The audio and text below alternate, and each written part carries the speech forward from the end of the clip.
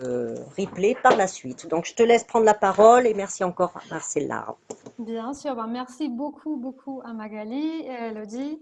C'est une invitation que je prends avec un énorme plaisir. Moi, j'adore la région du Sud-Ouest. J'ai eu le plaisir de venir visiter et faire une présentation de la Colombie il y a 2 ans maintenant. C'était une seule fois, ma première fois à Toulouse, mais c'est une région qui me fait rêver et j'adorerais pouvoir venir éventuellement et vous faire cette présentation en personne. Mais pour l'instant, nous pouvons profiter de cette virtualité qui nous permet de voyager Oman et puis direction la Colombie en une après-midi. Donc, je me présente, je suis Marcela Villa, je suis colombienne, 100%, famille arrière-grands-parents colombiens. Euh, je suis basée à Paris, malgré la petite photo qui nous donne l'impression d'un paysage culturel du café en Colombie. Je vous assure, je suis à Paris. Il fait un petit peu, il fait beau, mais en tout cas, c'est pas le grand vert comme ce que vous voyez derrière moi. Et moi, aujourd'hui, j'aurai le plaisir de vous présenter mon pays d'origine, auquel je tiens beaucoup et lequel je promeux dans mon quotidien. Je suis la représentante de l'Office de tourisme en France. Et donc aujourd'hui, je vous inviterai à faire un voyage dans mon pays. Donc vous me direz si vous arrivez à voir l'écran. Ouais, c'est bon. C'est bon, très très bien. Donc je vais lancer là en plein écran. Et comme ça, je vous invite aujourd'hui à découvrir la Colombie, une destination incontournable. Donc, je vous invite à vous immerger dans ce merveilleux pays. Et pour commencer, moi, toujours, ce que j'aime bien mettre en avant, c'est que même si c'est mon travail, même si moi, je suis payée, heureusement pour ça, pour promouvoir la Colombie, ce n'est pas que moi qui dit que la Colombie est une destination incontournable, une destination en vogue, mais c'est bien, par exemple, le Travel and Leisure qui nous a nommé le secret le mieux gardé de l'Amérique du Sud en 2019. C'est par exemple le Wall Street Journal qui nous a nommé entre l'une des 10 destinations à visiter en 2020. Ça, c'était un tout petit peu avant la crise. Ou par exemple le Condé Nast Traveler qui nous a nommé comme un des 40 pays les plus beaux du monde en 2020 aussi. Donc ce n'est pas que moi, il y a vraiment tout un intérêt des médias qui signalent que la Colombie est vraiment une destination en vogue et une destination incontournable. Donc, je vous invite à faire un petit tour autour de la Colombie, le pays le plus accueillant du monde. Et pour vous inviter dans ce tour, je vous présenterai tout d'abord les petites étapes qu'on fera. Et là, je profite pour faire un arrêt technique, pour vous inviter à me poser les questions que vous aurez au fur et à mesure, même si à la fin, on essaiera de garder un petit espace dédié aux commentaires, aux questions, aux impressions, etc., un peu au partage. Mais n'hésitez pas à m'interrompre. Donc, tout d'abord, on commencera par explorer pourquoi la Colombie. Je vous ai déjà annoncé que la Colombie est une destination en vogue. Les médias nous nomment comme ça. Mais il faut explorer pourquoi. Quelles sont les raisons? Et pour cela, nous allons voir tout d'abord les chiffres clés. Ensuite, nous allons faire un focus sur notre géographie, qui est vraiment un de nos atouts principaux. Ensuite, nous ferons un petit tour des nos régions et nous comprendrons pourquoi la Colombie est devenue ce qu'elle est devenue en termes de tourisme. C'est à cause aussi de nos régions. Ensuite, nous ferons un petit arrêt sur notre population, notre biodiversité, nos rythmes et le patrimoine de l'UNESCO. Ensuite, pour explorer les aspects techniques, pour répondre aux questions qui se posent normalement du point de vue technique, tout d'abord en abordant des informations d'intérêt. Ensuite, en abordant le gros sujet de la biosécurité et de l'ouverture, bien sûr, de la destination. Ensuite, la durabilité, le tourisme durable, qui est un grand sujet, non seulement pour tout le secteur du tourisme, mais notamment pour la Colombie. Et finalement, la connectivité et l'hébergement, très rapidement, pour que vous fassiez une idée de ce que la Colombie peut offrir en termes techniques. Et finalement, pour que vous restiez jusqu'à la fin, des petits cas de Colombie. Donc, premièrement, des recommandations de livres et de films pour vous aider à vous immerger dans notre culture et dans notre destination, même à distance. Et finalement, un petit quiz qui vous permettra de gagner un petit cadeau très spécial qu'on a préparé pour vous aujourd'hui. Donc, effectivement, commençons par les chiffres clés. Donc là, comme je vous ai annoncé tout à l'heure, nous sommes devenus une destination en vogue. Les médias parlent beaucoup de nous, mais aussi les touristes ont confiance en la Colombie et sont de plus en plus nombreux à venir visiter notre beau pays. Donc tout d'abord, en termes d'arrivée internationale, comme vous le voyez, nous avons une progression continue depuis quelques années, depuis 2013 jusqu'à 2019. Je ne parle pas bien sûr de 2020 parce que ça a été la grande déception pour tout le monde, mais comme vous le voyez, c'est une progression continue. Nous avons vraiment des taux de croissance qui dépassent les moyennes de la région. Nous avons eu un taux de croissance en 2019 de 6%, alors que la moyenne pour la région est de 3%.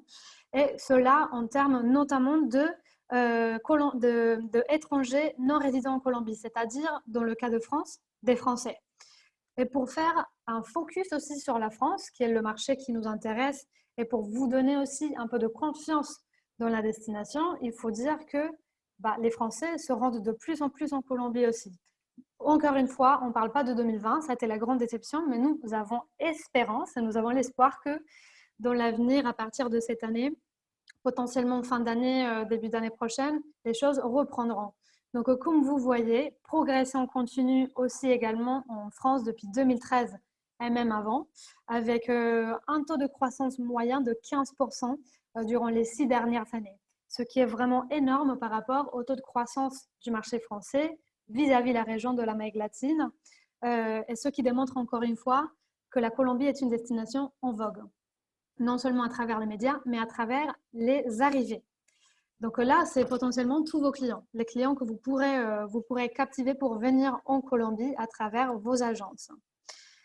Donc maintenant, laissons de côté un petit peu ces aspects très technico-techniques, ces chiffres, et focalisons-nous sur les raisons de pourquoi la Colombie est devenue ce qu'elle est devenue, c'est-à-dire un phénomène du tourisme au niveau international. Tout premièrement, j'aimerais bien vous parler de notre géographie. Pourquoi? Parce qu'en fait, la Colombie est localisée au coin privilégié, si vous le voulez, de l'Amérique du Sud. Nous sommes tout au nord et tout à l'ouest. Et en fait, c'est cette localisation qui nous permet d'avoir énormément de richesses. Elle nous permet à la fois d'avoir une porte d'entrée vers l'océan Pacifique, vers l'océan Atlantique avec la mer des Caraïbes. Elle nous permet d'avoir aussi toute la cordillère des Andes qui traverse quasiment la moitié du territoire colombien et d'avoir une grande partie de l'Amazonie colombienne. C'est vraiment, si vous le voulez, moi je présente la Colombie toujours, et les gens qui vont en Colombie et les agences qui travaillent avec la Colombie, c'est à peu près le pays qui rassemble toutes les couleurs de l'Amérique latine. La montagne, la mer Caraïbe, l'Amazonie, un peu tout. Et à ce propos, moi, j'aimerais vous demander si vous saviez que la situation géographique privilégiée de la Colombie nous permet d'offrir au monde 311 écosystèmes, 365 jours de climat tropical, et ça, c'est très important parce que vous échappez en février, il fait très bon, il fait bon, on est dans les tropiques. 6 glaciers, même si on est dans un pays tropical, nous avons des montagnes enneigées et des neiges perpétuelles, 3 déserts, 36 paramos, qui sont des écosystèmes spéciaux, on en parlera tout à l'heure. 3 chaînes de montagnes, parce que la cordillère des Andes se divise en 3 quand elle touche la Colombie. 2 océans, comme je vous le disais tout à l'heure, et plus de 3800 km de côtes. Tout ça vraiment dans un seul territoire, qui fait d'ailleurs presque le double de la France en termes de surface. Donc au premier arrêt, notre géographie qui est vraiment très très privilégiée. Deuxièmement, en fait, cette géographie qui est très diverse, très variée, nous permet d'avoir aussi des régions très variées et très diverses entre elles. Nous avons en tout 6 régions. Nous avons la région des Caraïbes, nous l'aborderons un petit peu plus tard. Nous avons la région des Andes, avec 3 régions parmi la région des Andes. Nous avons les Andes occidentales, les Andes orientales et le massif colombien. Ensuite, nous avons le Pacifique, qui est toute la région de l'ouest de la Colombie. Et finalement, un grand vert, qui est l'Amazonie Orénoque, qui est presque la moitié du territoire colombien et qui fait aussi notre force en termes de biodiversité. Donc en fait, moi j'aimerais bien vous guider un tout petit peu autour de nos régions, en commençant par les Caraïbes, une région qui est beaucoup plus que soleil et plage. C'est une région vraiment qui englobe l'esprit, si vous voulez, tropical de la Colombie. Une région qui à la fois vous offre et vous permet de vous immerger dans des paysages de plages de sable blanc, de mer bleue comme on l'imagine dans les Caraïbes, mais qui nous permet d'aller beaucoup plus au-delà avec bien de villes patrimoine, de villes historiques comme Carthagène des Andes, par exemple, qui est la perle de la Colombie, la perle des Caraïbes, ou par exemple Santa Marta, qui est l'une des plus anciennes villes du territoire colombien et du continent sud-américain en tout. Donc vraiment une région qui englobe un peu tous les atouts de la Colombie, à la fois culturels mais aussi naturels. Je ne sais pas si vous saviez que dans les Caraïbes, dans notre région des Caraïbes, nous avons la chaîne côtière ou la montagne côtière la plus haute du monde. C'est la Sierra Nevada. C'est notamment l'endroit où s'est rendu Thomas Pesquet en 2019 pour son émission de Rendez-vous en terre inconnue. Et c'est vraiment un écosystème magnifique de montagnes enneigées à côté de la mer des Caraïbes. Donc c'est vraiment unique au monde. Et ça, c'est qu'une seule de nos régions. On pourrait dire c'est tout un pays, mais c'est la région des Caraïbes.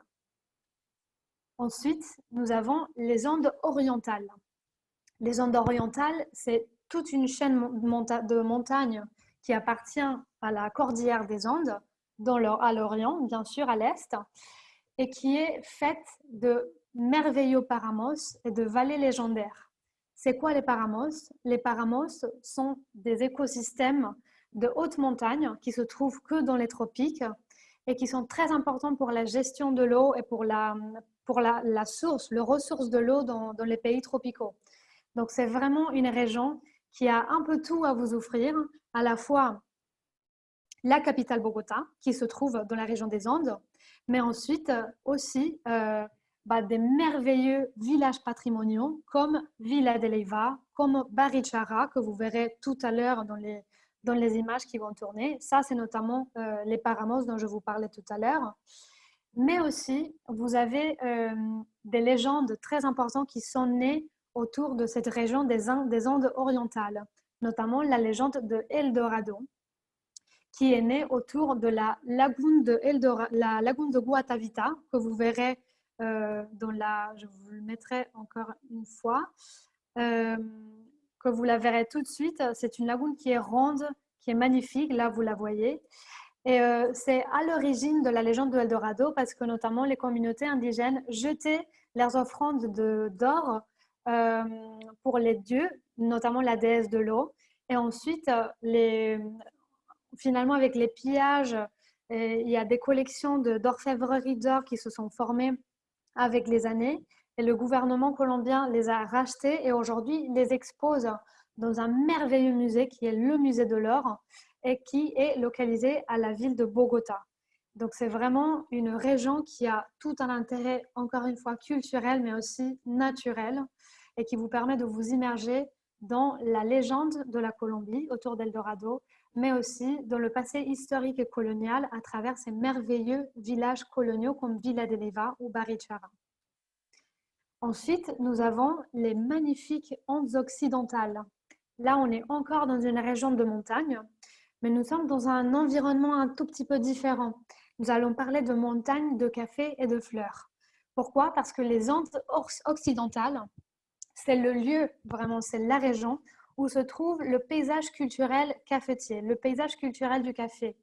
Toute une région où la plupart du café colombien, qui est un café d'origine, de spécialité très reconnu au niveau mondial, est cultivé et où il est possible d'aller vivre cette expérience du café colombien, à la fois dans les plantations de café, à la fois dans les haciendas où le café se traite et se processe, et vraiment de vous immerger dans cet esprit de café colombien qui marque notre identité de manière très, très importante.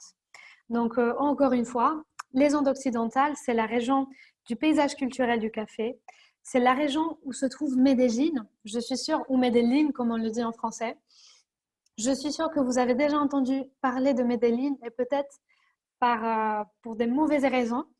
Mais je vous assure, Medellín, c'est une des destinations les plus intéressantes en ce moment. Et notamment, les Français sont de plus en plus attirés par cette destination.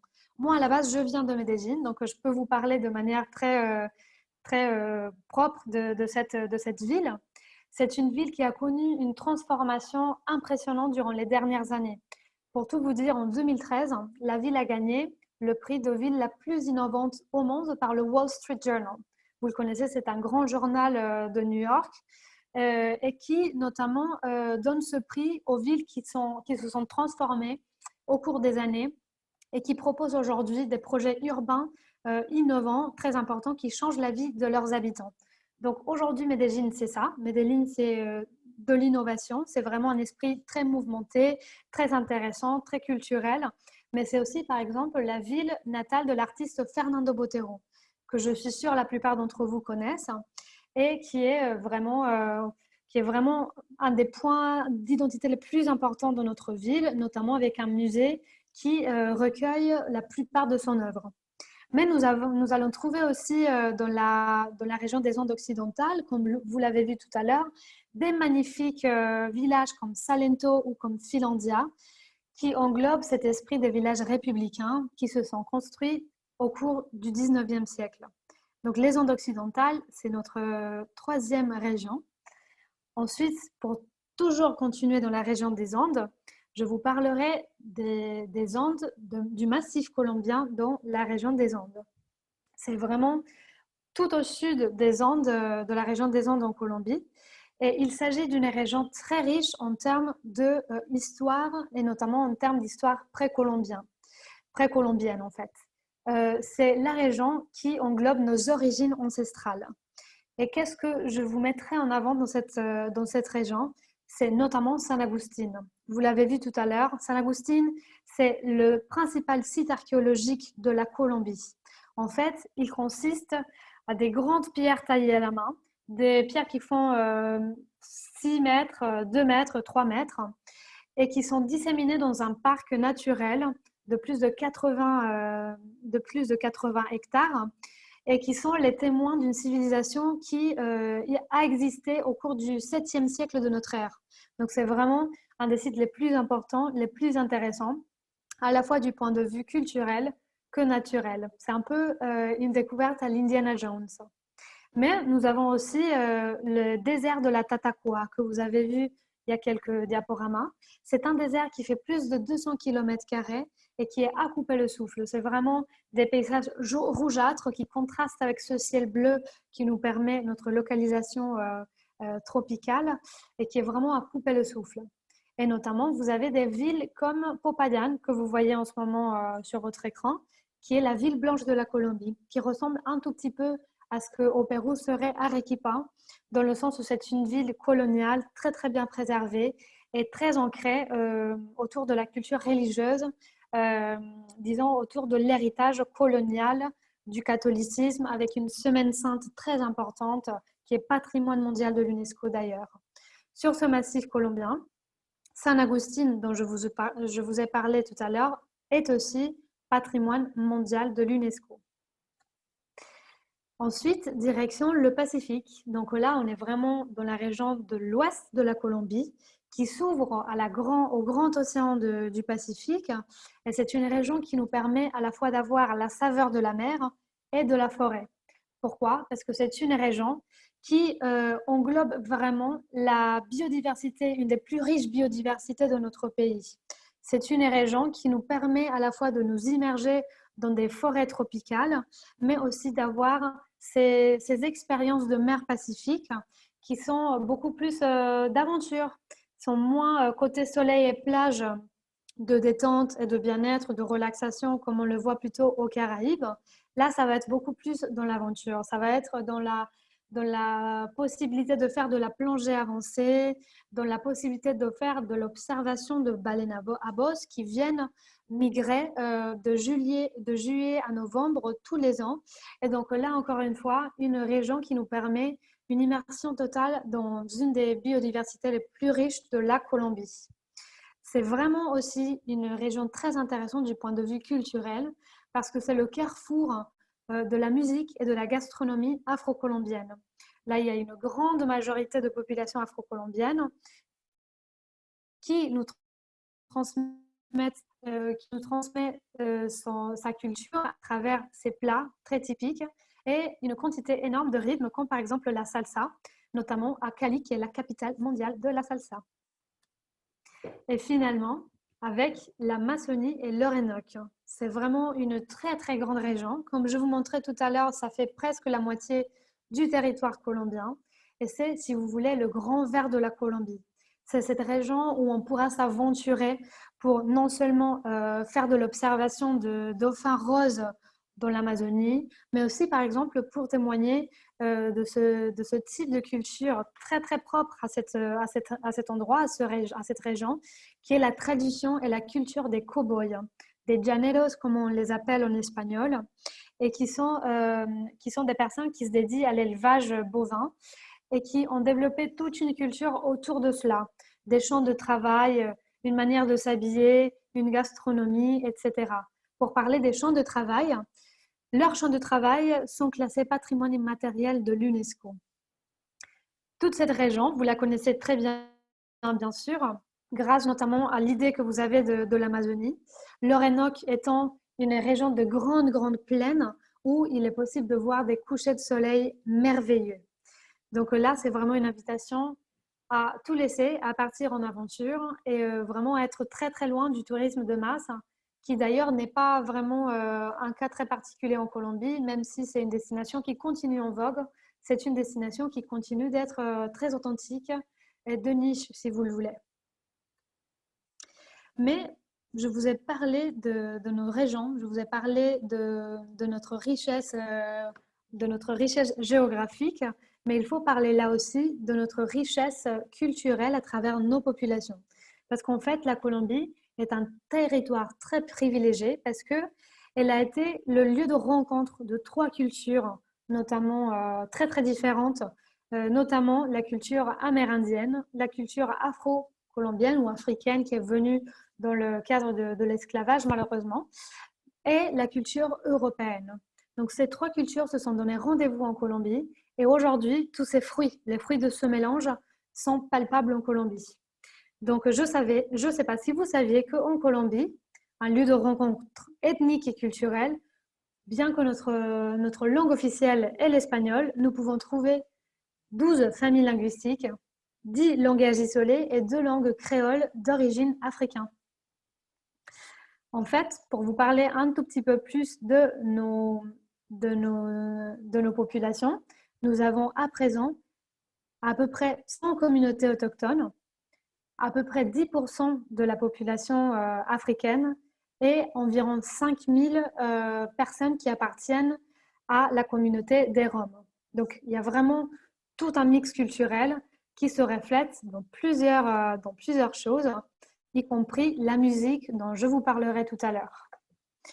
Et essentiellement, quand on parle de richesse, la plus grande richesse, et ça j'aimerais bien que vous le reteniez après cette formation, c'est la richesse en termes de biodiversité. En fait, la Colombie est le pays le plus riche en termes de biodiversité au kilomètre carré dans le monde. C'est le deuxième à titre général après le Brésil, mais vous savez bien, le Brésil est presque un continent. La Colombie, en termes de kilomètres carrés, est la plus riche en termes de biodiversité. Donc là, vraiment, nous avons un atout merveilleux, et notamment après cette crise que nous traversons, parce que nous savons que les voyageurs chercheront de plus en plus le dépaysement naturel, d'aller dans des endroits qui sont bien préservés, où la durabilité, le tourisme durable sont à l'esprit du jour. Pour vous donner quelques exemples, la Colombie est le premier pays pour le nombre d'espèces d'oiseaux, le deuxième pays en termes d'espèces de papillons, le troisième pays en termes de palmes et en termes de reptiles, et le quatrième en termes de mammifères. Et toute cette richesse se répartit très bien à travers les différentes régions que je vous ai exposées, mais aussi à travers nos différents étages thermiques. Nous avons des terres tropiques, nous passons aux terres tempérées, aux terres froides, aux terres des Paramos dont je vous ai parlé, et aux terres glaciales. Donc, c'est vraiment pour ceux qui cherchent l'aventure et la diversité surtout lors d'un voyage dans une destination, la Colombie est la réponse. Et en fait, je voulais continuer par vous proposer d'aller faire un tour, si jamais vous avez un tout petit peu de temps et que les oiseaux vous intéressent, de faire un tour à travers notre documentaire de Birders.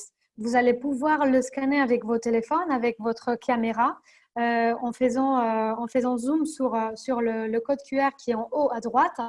Et c'est un documentaire qui vous invitera à faire un tour autour non seulement des différentes régions de la Colombie, et là notamment de la région des Caraïbes, mais aussi autour de la richesse d'oiseaux qu'il y a en Colombie. Donc là, vraiment à vous immerger, à vous dépayser, même depuis votre sofa, chez vous.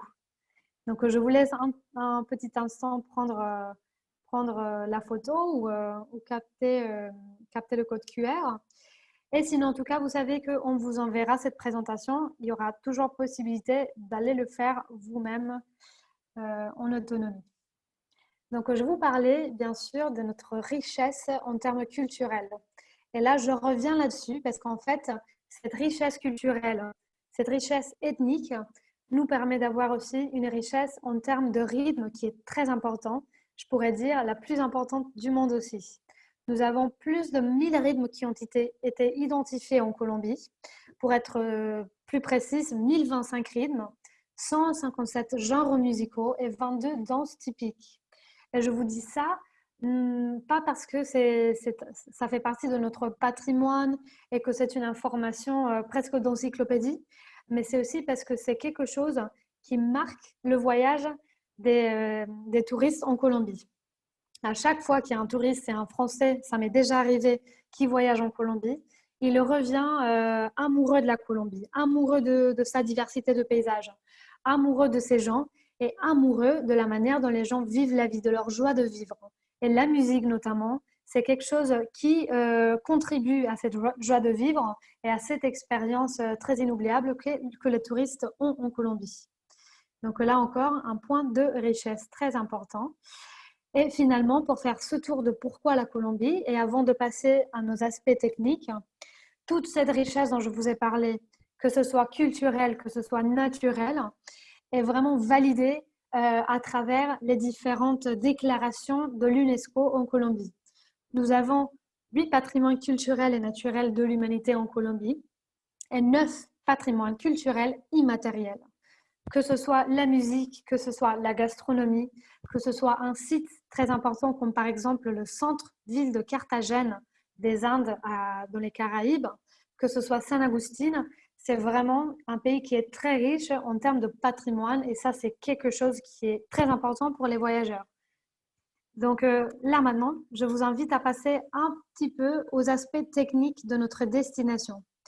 Et là, je voulais faire un premier arrêt. Là, j'avoue, c'est un slide que je n'avais pas encore dans ma présentation et qu'après avoir vu les questions que vous avez mis sur le formulaire que Magali a très gentiment partagé, j'ai décidé d'inclure. Et c'est l'aspect de la sécurité.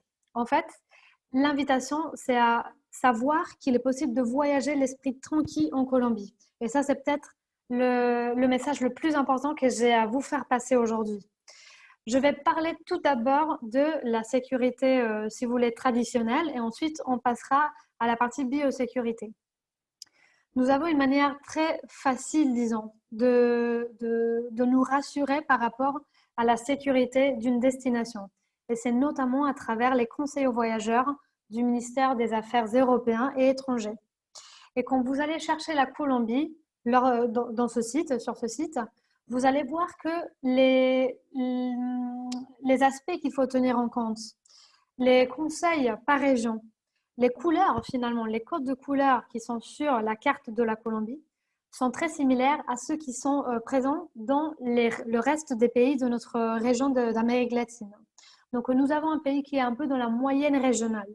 Et je vous parle très concrètement des régions touristiques qui sont au cœur de nos différentes régions dont je vous ai déjà parlé, les Caraïbes, les Andes notamment l'Amazonie, le Pacifique, tout étant dans une zone orange, dans une zone qui est marquée comme des lieux où il faut avoir une certaine vigilance, mais où il est possible de voyager.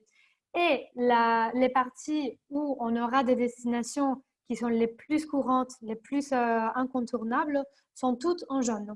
Donc, le message, c'est il est très possible, il est complètement possible de voyager en Colombie l'esprit tranquille. Les seules zones qui sont déconseillées sont les lignes qui sont autour de la Colombie, les frontières, les lignes frontalières, mais ce sont des lignes très très fines. Et pour aller jusque-là, il faut un sacré effort parce que la Colombie, elle a une surface qui est presque le double de la France. Et il faut savoir que ces zones-là ne sont pas très bien connectées et il n'y a vraiment aucun intérêt du point de vue touristique. Ça fait partie un peu, si vous voulez, de la jungle. Et c'est que ces zones-là que sont déconseillées. Le reste du territoire colombien est marqué, comme je vous dis, soit en orange, soit en jaune. Et la plupart des espaces qui sont touristiques vont être marqués en jaune. Donc, il est complètement possible de voyager l'esprit tranquille en Colombie et encore plus si vous allez envoyer vos clients à travers un tour opérateur et qui va être accueilli par un DMC. Parce que les DMC, à chaque fois, ils vont s'assurer de faire passer les touristes par les endroits qui sont sûrs, où il n'y a aucun souci, absolument, absolument aucun souci. Parce qu'après, ils ne veulent pas avoir des problèmes d'assurance, des problèmes, etc. Donc là, vous avez une double rassurance. D'un côté, c'est les conseils aux voyageurs du ministère. D'un autre côté, c'est le fait de passer par un professionnel. Tout ça pour vous dire possible de voyager en Colombie l'esprit tranquille. Si vous avez des questions à la fin à ce sujet, n'hésitez pas. Mais maintenant, je avance vers notre prochain chapitre de information d'intérêt, qui est un peu les informations que j'aimerais vous laisser avoir un petit peu en main. C'est par rapport à combien d'habitants nous avons en Colombie, la langue que nous parlons, le climat, un peu les astuces qu'il faut avoir en compte quand on va en Colombie. Donc en Colombie, nous avons un pays de 49 millions d'habitants. Nous avons donc un pays qui est moins peuplé que la France et qui répartit sa population sur une surface qui est presque le double. Donc nous avons des grandes villes comme Bogota, comme Medellín, mais nous avons après de tout petits villages, quelques villes intermédiaires et de tout petits villages patrimoine très intéressants qui gardent leur esprit d'authenticité. Ensuite, nous avons comme langue l'espagnol. Mais comme je vous disais tout à l'heure, à côté de l'espagnol, il y a tout un tas de langues qui sont toujours parlées, qui sont des langues parlées notamment par des communautés indigènes ou des communautés afrodescendantes. Mais avec l'espagnol, il sera très facile et très pratique de vous diriger vers la Colombie, sachant que la plupart des gens qui vont s'adresser aux touristes, donc les gens dans le secteur des services, parlent aussi l'anglais et pourquoi pas dans certaines régions et peut-être un tout petit peu par rapport à la demande qu'ils ont, le français. Ensuite, pour parler de la monnaie, nous avons le peso colombien. C'est la monnaie nationale. Et en fait, en ce moment, c'est très intéressant de dire que la crise et ensuite disons des événements macroéconomiques font qu'aujourd'hui, le taux de change avec l'euro soit très bénéfique pour vous. Donc, disons que c'est pas très très cher de voyager en Colombie. Quand vous le comparez avec le Pérou, avec peut-être surtout avec le Pérou, l'Équateur, la Colombie est un petit peu plus chère, mais ça reste vraiment très abordable, notamment du point de vue du taux de change de l'euro.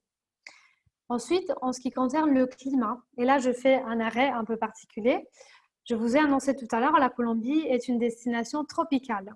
Donc vous allez être sûr d'avoir le même climat durant toute l'année en Colombie. Après, il y a deux choses à savoir. La première, c'est que les températures varient en termes de l'altitude. Donc, par exemple, quand vous êtes dans les Caraïbes, vous êtes normalement à une altitude moyenne de 0 mètre sur le niveau de la mer. Là, vous allez avoir des températures hautes. Donc, votre imaginaire des Caraïbes est est la bienvenue parce qu'effectivement, c'est des températures moyennes de 28 degrés qui montent à 35 degrés durant le jour. S'il fait beau, quand il y a le soleil, c'est vraiment, il faut avoir de la crème solaire, il faut prévoir des habits d'été si vous voulez.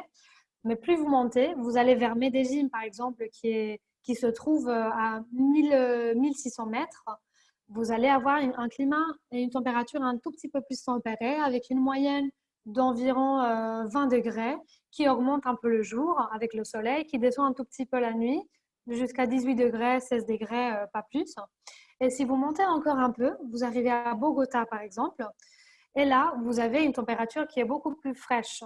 Donc, ce n'est pas le froid qu'on va connaître en hiver ici, bien sûr, mais c'est une température qui aura une moyenne de à peu près 15 degrés, qui pourra baisser jusqu'à 7 degrés la nuit et qui pourra monter aussi un petit peu. Donc ça, c'est le premier point technique autour du climat. Deuxième point technique, c'est qu'il y a bien sûr des saisonnalités. Donc il y a des saisonnalités de pluie et des saisonnalités sèches en Colombie. Ça varie un peu et pour être très honnête avec vous, avec le changement climatique, ça bouge un peu. Je me souviens même en France, il y a encore 2 semaines, il faisait presque un climat de mai.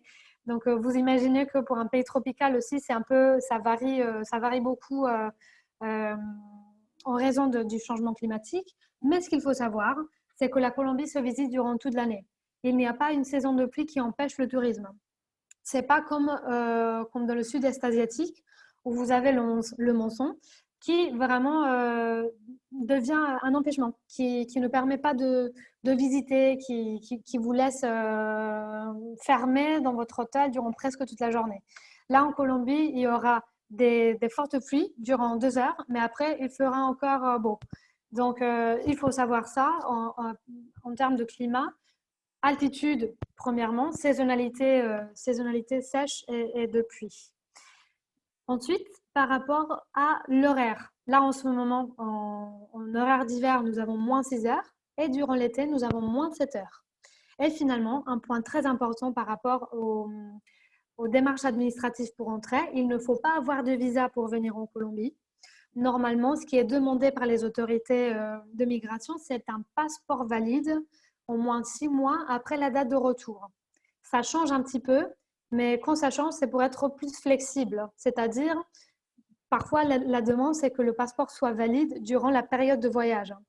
Cependant, nous préférons communiquer ce qui est disons, l'exigence la plus haute, qui est validité de 6 mois après le retour. Donc, cela dit, moi, je voulais aussi vous faire un point très important autour de la biosécurité, parce que c'est un sujet qu'il faut aborder aujourd'hui. Premièrement, ce qu'il faut savoir, c'est que la Colombie est ouverte. Nous sommes prêts à recevoir tous les visiteurs. Depuis septembre dernier, nous avons lancé un plan de réouverture. Cela s'est fait petit à petit. Premièrement, en laissant venir les touristes internationaux de notre propre région des Amériques. Mais aujourd'hui, nous sommes ouverts aux touristes de tout le monde. En fait, ce qu'il faut tenir en compte pour se rendre en Colombie, c'est juste un test PCR qui soit 74 heures, qui ait été pris 74 heures avant le départ du vol et de remplir un formulaire qui s'appelle CheckMig que vous allez trouver sur Internet très facilement. Et avec ceci, et bien sûr, la prise en compte des gestes barrières, vous allez pouvoir venir en Colombie dès à présent. Donc, il faut juste que les frontières françaises rouvrent pour que vous puissiez envoyer vos touristes en Colombie. Et pour tout vous dire, la Colombie a été l'un des premiers pays, si ce n'est pas le premier, qui s'est lancé dans la démarche de développement d'un certificat, d'un label de biosécurité. En fait, la Colombie a lancé Check-in certifié, qui est ce label que vous voyez en bas de l'écran, qui a été le premier label à être approuvé, à être accompagné par l'Organisation mondiale du tourisme. Et en effet, à côté de ce label qui est désormais disponible pour toute la chaîne du tourisme en Colombie, les hôtels, les DMC, etc., il y a aussi un autre label qui est offert en Colombie, qui est disponible en Colombie, qui est le label Safe Travels. Et ce label est le label de la WTTC. Donc là, c'est un label international qui nous donne encore une fois la confiance pour dire à nos visiteurs que tout est préparé pour leur visite. Donc, vous allez voir, beaucoup d'entreprises, d'hôtels, de restaurants, etc. ont déjà ces certificats, ces différents labels, et cela veut dire qu'ils sont prêts.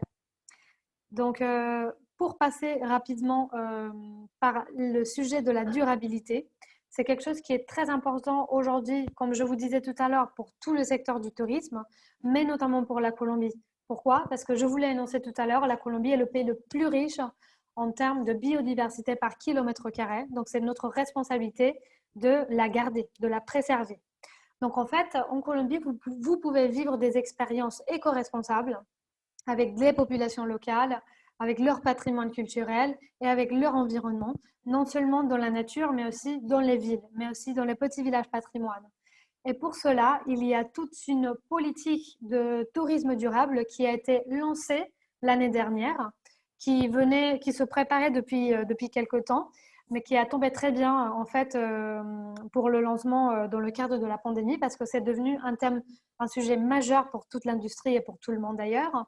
Donc, il y a d'un côté une politique de durabilité pour le tourisme qui, à la fois, prévoit un accompagnement pour les entreprises et pour les DMC, pour les hôtels, pour mettre en place des pratiques qui soient éco-responsables, à la fois qui passent par une éducation et par une culturisation, si vous voulez, des voyageurs et des prestataires, à la fois par un travail avec les différentes régions, les différents territoires, pour mieux savoir administrer leur commune et leur territoire avec des lunettes de tourisme durable, et etc., etc. Je ne vous nomme pas tout parce que c'est vraiment une politique très complexe et très complète qui a été lancée et qui est aujourd'hui appliquée en Colombie.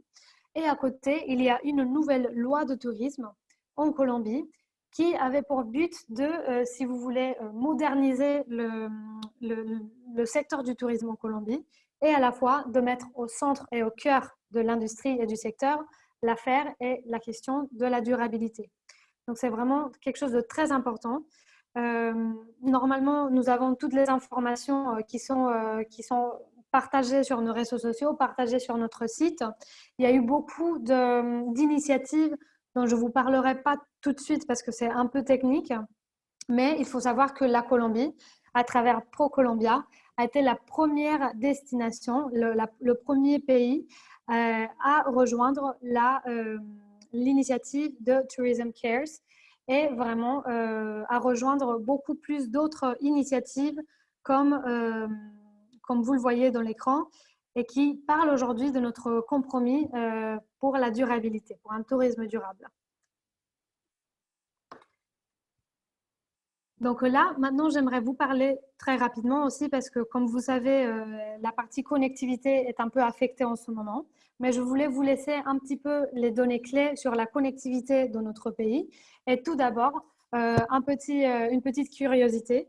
Je ne sais pas si vous saviez que le plus grand aéroport en Colombie, l'aéroport international de Bogota, est nommé d'après la légende de El Dorado que je vous racontais tout à l'heure. Donc, c'est l'aéroport le plus important de la Colombie. Ça a été nommé comme un des aéroports plusieurs fois consécutives les plus importants du monde.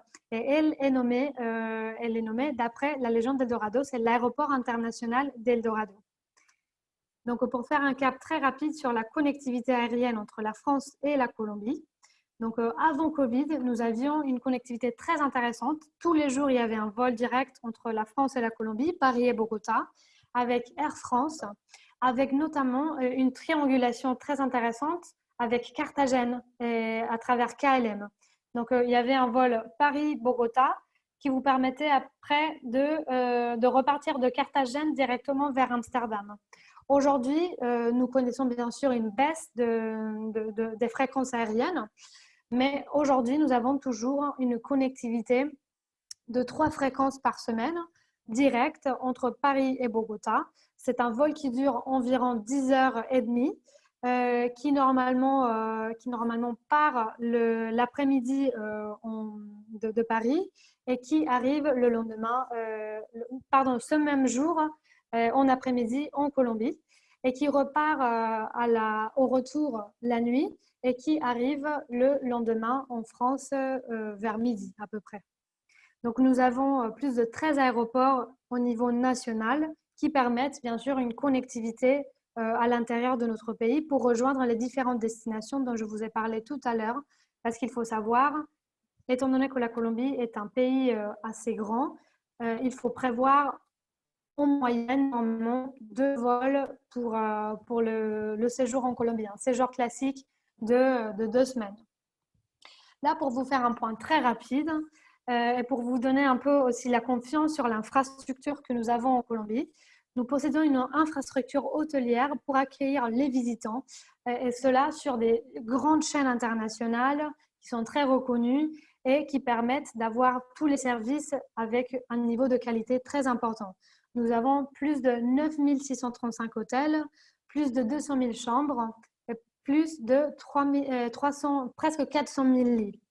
Et tout ça aussi, il faut dire qu'il y a beaucoup de petites structures qui vont s'adresser aux touristes français qui aiment l'authenticité, qui aiment ne pas être dans des hôtels de chaîne comme celle que je vous montre là tout de suite, par exemple. Mais c'est important quand même de vous montrer qu'il y a quand même une infrastructure importante en termes d'hôtellerie en Colombie. Mais il faut savoir qu'il y a aussi les petites structures, les hôtels authentiques qui vont être beaucoup plus à l'ordre du jour pour le palais français, si on peut le dire comme ça. Là, en bas, vous voyez par exemple quelques hôtels indépendants. Je vous invite à faire un tour de quelques-uns. Par exemple, je vous nomme Las Islas, qui est très intéressant du point de vue de soleil et plage, qui se trouve pas très loin de Carthagène et qui propose des bungalows en face de la mer, entourés de verdure, super intéressant. Vous avez par exemple Casa San Agustín, un petit peu plus bas, qui est dans une maison coloniale à Carthagène. Donc au centre-ville, plein centre-ville de Carthagène, rappelez-vous, une ville, un centre-ville qui est patrimoine mondial de l'UNESCO.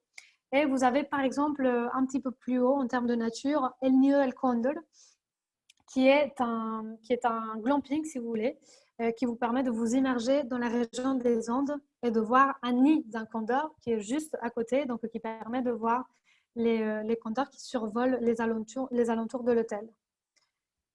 Donc, je voulais finir avec les petits cadeaux Colombie. Donc, pour vous parler d'un nom que vous connaissez sûrement tous, le premier livre recommandé, ce serait 100 ans de solitude de Gabriel García Márquez. C'est notre prix Nobel de littérature. Peut-être que quelques-uns d'entre vous l'ont déjà lu. Moi, il faut que je fasse une petite confession. Je ne l'ai pas encore lu, mais c'est dans ma liste de cette année. Si on a quelques-uns qui l'ont déjà fait, je vous invite énormément à faire vos commentaires en fin de ce webinaire. Mais en tout cas, c'est un de nos perles de la littérature. Gabriel García Márquez, c'est un écrivain qui s'est beaucoup inspiré de l'univers de Carthagène, de l'univers des Caraïbes colombiens pour ses œuvres. Donc, c'est un livre que vous pouvez acheter facilement à la FNAC. Deuxièmement, c'est un livre de William Ospina. C'est un autre auteur contemporain. Gabriel García Márquez, il est déjà décédé malheureusement. William Ospina, c'est un auteur qui est aujourd'hui, qui produit aujourd'hui, qui est vivant, qui est à l'ordre du jour et qui écrit notamment Le pays de la cannelle. C'est un roman basé sur des faits historiques qui parle un peu de la conquête de l'Amazonie. Et c'est un univers aussi très particulièrement colombien, même si ça touche aussi les frontières avec le Pérou. Ensuite, en termes de films, là, je vous parle d'un film récent qui a été lancé, il me semble, en 2018 et qui est réalisé par une franco-colombienne qui est Catalina Meza. Il s'appelle Jéricho, l'infini vol des jours. Et c'est un documentaire merveilleux qui fait un portrait de femmes de différentes générations d'un petit village qui s'appelle Jéricho, qui est dans la région des Andes occidentales, donc la région des fleurs, de montagnes de fleurs et de café.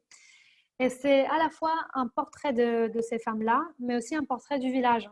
Et c'est un village qui va devenir très intéressant du point de vue touristique, parce que non seulement il est entouré d'une nature et d'un paysage magnifique, montagne des Andes, mais aussi un petit village qui est merveilleux du point de vue architectural. Il est tout coloré. J'ai vu plusieurs fois, j'ai participé à des événements où la réalisatrice présentait le documentaire Et le public demandait à chaque fois, est-ce que tu as peint le petit village pour le documentaire? Absolument pas. C'est un village qui est coloré, qui est magnifique, où les gens sont super sympas, où on mange très typique. C'est vraiment très intéressant du point de vue culturel. Et finalement, il me semble que c'est la dernière recommandation. Il y a les voyages du vent. Donc, les voyages du vent, c'est aussi un film, c'est un largométrage. Là, c'est pas un documentaire, c'est fiction. Et ça parle des légendes qui est autour du vallenato. Le vallenato, c'est un des rythmes plus intéressants et plus typiques de la région des Caraïbes. C'est, si vous voulez, le rythme identitaire le plus important. Et là, il y aura des histoires légendaires autour de ce rythme-là. Donc, je voulais vous laisser avec ces petites recommandations. Ah, une dernière, il me semble que c'est la dernière déjà. C'est Colombie, Magie sauvage. C'est un documentaire pour ceux qui aiment la nature qui est incontournable. Là, vous allez vraiment vous immerger dans toute la richesse de biodiversité de la Colombie, dans les différentes régions. C'est absolument incroyable. C'est un film qui a été lancé il y a quelques années, il y a déjà 6 ans, il me semble, et que vous pouvez trouver sur Sens Critique. Donc là, on arrive à la fin de notre webinaire. J'espère que l'information était claire, intéressante, que ça vous motive à la fois à voyager en Colombie et à mieux vendre la Colombie auprès de vos clients. Donc, pour finir, ce qu'on voulait faire, c'est un petit quiz qui vous permettra de gagner, qui permettra à un d'entre vous de gagner un paquet de café de spécialité Colombie livré chez vous. Donc, l'idée, c'est, moi, je vous présenterai la question. Et le premier à répondre via le chat, de manière correcte, bien sûr, sera le gagnant. Donc, en Donc, tout fait, le monde doit se mettre prêt à répondre sur le chat. Écoute bien la question et moi, je regarde et je te dirai qui sera le ou la gagnante. excellent. Donc, si tout le monde est prêt, moi, je me lance sur la question. Je peux y aller? Tout le monde est prêt? Allez, personne ne répond, c'est que tout le monde est prêt. Vas-y. D'accord. C'est Donc, sur la discussion, question. le chat? C'est ouais, c'est sur le chat que vous répondez par écrit. Comme ça, on sait exactement qui est le premier ou la première à répondre. Ah, ben ça Comment y est. s'appelle Ah oui, la ça y est. région où vous trouvez la montagne côtière la plus haute du monde, Ah bah ça y est, c'est fait. une des plus anciennes villes du continent et notre perle Carthagène? Alors, merci pour la question. Nous avons eu très rapidement les réponses, donc bravo, vous avez tous, toutes bien écouté. Il n'y a qu'une petite chose qu'on avait oublié de préciser, Marcella, tout de même.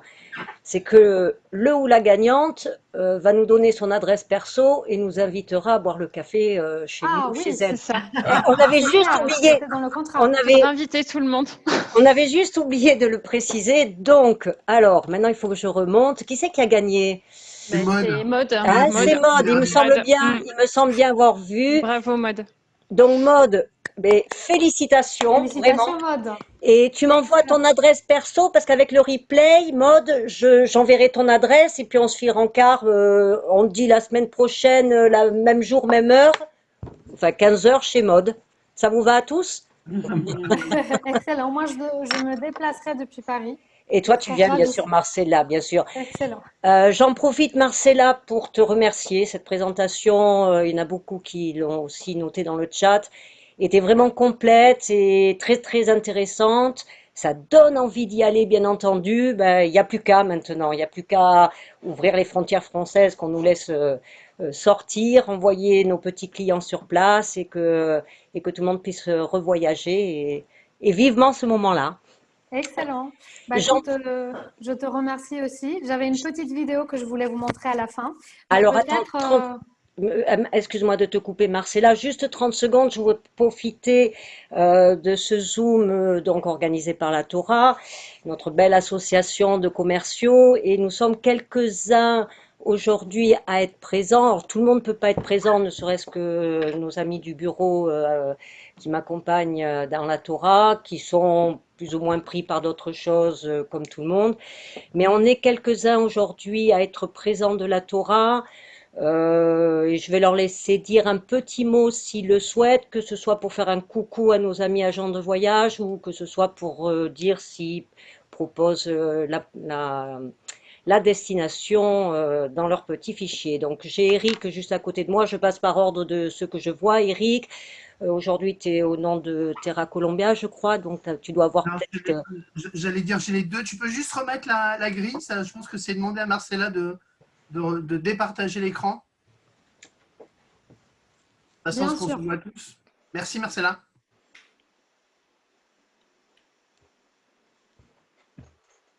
Ah oui. Voilà, Très génial, bien. c'est mieux. Merci Marcella, merci à la Torah. Super présentation en effet. Et, effectivement, le petit coup culturel à la fin, c'est pas mal. Bonne idée, super. Oui, moi je suis là en tant que… Moi j'ai deux partenaires en fait sur la Colombie. J'ai Centrale de Reza Alba pour de l'autotour ou juste du séjour en individu ou en groupe. Donc Alba Travel, connu connu sur la région du Sud-Ouest en tout cas. Terra Colombien, par contre, DMC, historiquement déjà présent sur l'Amérique du Sud depuis une vingtaine d'années maintenant, et qui va vous proposer effectivement de l'indive à la carte du séjour auprès de la population, découverte de la faune, de la flore, ça peut être du trek, ça peut être de l'autotour. Donc voilà, j'ai pas mal de produits et merci à Julie puisque Julie de JNJ m'a déjà envoyé une demande, donc merci. Élodie, si tu veux bien nous dire un petit mot, est-ce que avec tes beaux grands bateaux, tu nous amènes sur dans ce beau pays, excusez-moi. C'est ça. Donc, merci à Marcella hein, de ta présentation et merci à tout le monde hein, pour la participation. Votre participation aujourd'hui. On sait que c'est pas facile actuellement, c'est long pour tout le monde, voilà. Et franchement, voilà, ces petits zooms sont plutôt sympas. Donc juste moi, nous, ben oui, on va sur la Colombie, donc ben, pas actuellement, hein, voilà. Puis comme l'a dit Marcella, les frontières sont fermées et nos bateaux pour l'instant sont à l'arrêt sur cet axe-là. Mais oui, on y va. Donc, n'hésitez pas à regarder la programmation 2022 qui est sortie avec Tour du Monde 2022-2023 qui fait un stop en Colombie et d'autres croisières qui sont de 15 jours ou même des transatlantiques avec des stops en Colombie. Donc, voilà. Pour l'instant, juste pour petite info, on a repris la mer donc avec 2 navires donc sur la Méditerranée. Donc, n'hésitez pas à me contacter si vous avez besoin d'informations sur vos dossiers. Voilà, et encore merci Marcella. Et merci à toi, Élodie. Yves de Outrigger, est-ce que tu veux dire un petit mot? Oui, bonjour à tout le monde, ravi d'avoir participé à cette magnifique présentation. Malheureusement, je ne suis pas sur cet axe-là, je suis plutôt sur l'océan Indien, mais ça donne envie d'y réfléchir et de gratter, de voir s'il y a des possibilités de représentation. Merci. Super, merci Yves. Patrick, tu nous emmènes en croisière également sur la destination? Oui, avant de vous embarquer, bon, merci beaucoup Marcella de cette explication de cette destination magique que je ne connaissais pas. Je ne la connaissais pas du tout et je suis vraiment tombé sous le charme et ça, je pense que ça sera ma prochaine destination quand on aura toutes les ouvertures possibles. En ce qui me concerne, bonjour aussi à tous les connectés qui sont là, à toutes les agences de voyage. Heureux de vous voir. Je n'en vois pas beaucoup sur l'écran, là, je vois les noms. Mais en ce qui me concerne, au niveau des compagnies de croisière, je suis comme Élodie. Moi, je représente plusieurs compagnies de croisière, beaucoup américaines, qui sont bien sûr à l'arrêt maintenant. Mais nous travaillons sur la programmation 2022. Et le grand port pour nous en Colombie, c'est Carthagène. Et voilà, c'est une destination qui plaît et qui rejoint toutes ces belles escales de la mer des Caraïbes et surtout Carthagène. Voilà, donc il faut attendre, il faut être patient. Hein, les bateaux, il y en a pas mal. Il y a pas mal de compagnies américaines qui sont à l'arrêt pour l'instant. Mais ça va venir, on va bientôt partir. Hein, disons d'ici début 2022, ça repartira. Alors voilà, donc merci encore Marcella, parce que j'ai vraiment pris des notes, parce que c'était très, très intéressant. Très, très beau comme paysage, culture et tout. Merci. Merci à toi, Patrick. Je viens de voir que Maud, pour ceux que ça intéresse, a partagé son adresse sur le chat pour le rendez-vous du café de la semaine prochaine. Dernière Merci petite chose, beaucoup. Anne-Marie, est-ce que tu veux faire un petit coucou? Bah, juste un petit coucou et juste en tant que ex, pour ceux qui me connaissent, nous avions, pour parler de la Colombie, Marcella, donc je suis, après la chute de ma maison mère, Thomas Cook, hein, pour ne pas le nommer, je travaillais pour Jet2. Et nous avions relancé la Colombie, ça faisait 3-4 ans. Et par rapport aux inquiétudes des agences de voyage, je sais que tous les premiers circuits qui sont partis avec Jet2 sont revenus à 110% satisfaits et aucun souci de sécurité, enfin de problème. Donc, si vous avez gardé les brochures Jet Tour, je rigole, vous retrouverez un circuit et après, ben, vous le montez à la carte auprès de mes collègues. Quoi. Non, non, c'est vraiment une super destination que moi aussi, ça fait très longtemps que j'ai envie d'aller visiter. Merci à Marcella, merci à la Torah. Merci à toi, Merci Anne-Marie. beaucoup, Et je te rejoins Anne-Marie. complètement parce qu'effectivement, bon, moi je suis au nom de la Torah. Merci Eric, je vois que tu allais intervenir. Je suis au nom de la Torah, bien entendu, mais sinon je suis chez Capital Tour, pour ceux qui connaissent. Et nous présentons effectivement la Colombie, nous l'offrons en voyage de groupe privatif et également sur la brochure avec de nombreux départs. Et là où je rejoins complètement Anne-Marie, c'est que les retours sont 100% positifs, il n'y a aucun souci avec la destination et nous voyageons à travers de nombreuses destinations qu'a présenté bien entendu Marcella tout à l'heure. Moi, je suis à l'arrêt complet comme de nombreux, chômage partiel oblige, et il ne me tarde qu'une chose, c'est d'être à nouveau sur le terrain pour pouvoir vendre ce genre de belles destinations auprès de vous. Voilà. Est-ce que... Magali, je vais prendre Oui, la parole un petit vas-y. peu. J'aimerais remercier à tous ceux qui ont été présents aujourd'hui, à ceux qui ont déjà intervenu, Patrick, Anne-Marie, Eric, Yves. Vraiment, je suis ravie d'avoir votre retour, de savoir que vous êtes intéressés par la destination, que ça vous fait rêver. Je sais qu'on vit des moments très compliqués. Moi, il faudra que je m'excuse parce qu'on m'a calé un rendez-vous avec notre vice-président. Donc, moi, je vous laisserai entre les meilleures mains, Magali. En tout cas, moi, je vous enverrai donc la présentation en version PowerPoint pour que vous puissiez voir toutes les photos qui sont derrière chaque diaporama. Et ensuite, nous serons très contents d'envoyer le petit cadeau à Maud et de la rejoindre pour le partager.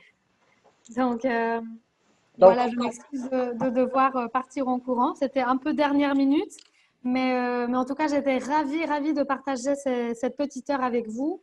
Et sachez que nous sommes toujours là pour vous. Vous aurez mes coordonnées.